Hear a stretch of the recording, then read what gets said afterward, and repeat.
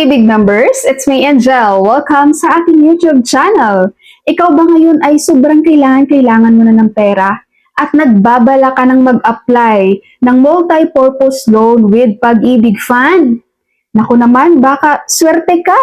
Dahil si Pag-ibig ngayon guys ay magkakaroon ng loan to win up to 15,000 pesos. Ito po ay ang kanilang second preliminary draw na gagawin on August 22, 2025, Friday.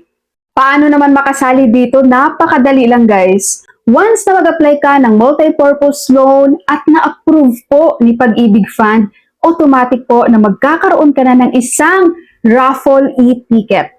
Yes!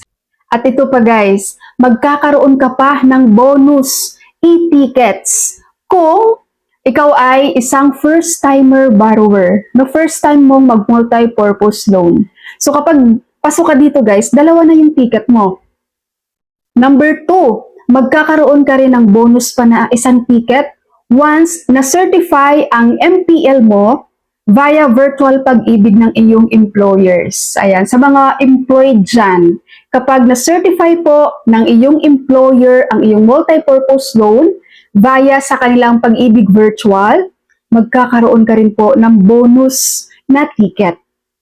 At pangatlo po, kapag po ang iyong loan ay umabot po ng 50,000 pesos or higit pa, magkakaroon ka rin ng bonus e-ticket. So, pwedeng maging dalawa ang ticket natin dyan kapag pasok din kayo doon sa mga requirements para magkaroon kayo ng bonus na tickets. So, more chances of winning ng up to 15,000 pesos. Pero of course, guys, paalala ko lang ha, Pag-ibig members, hindi porket may pa-raffle draw na ganito si Pag-ibig, ay maglo-loan na kayo automatic kahit hindi nyo naman kailangan ng pera.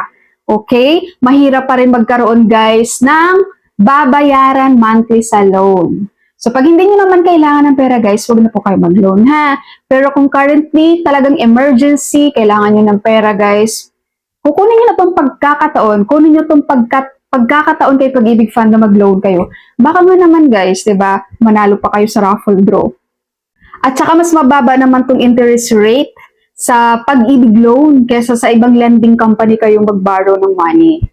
Alright, Pag-ibig members? That's all for my video for today. Thank you so much for watching, everyone. God bless you all.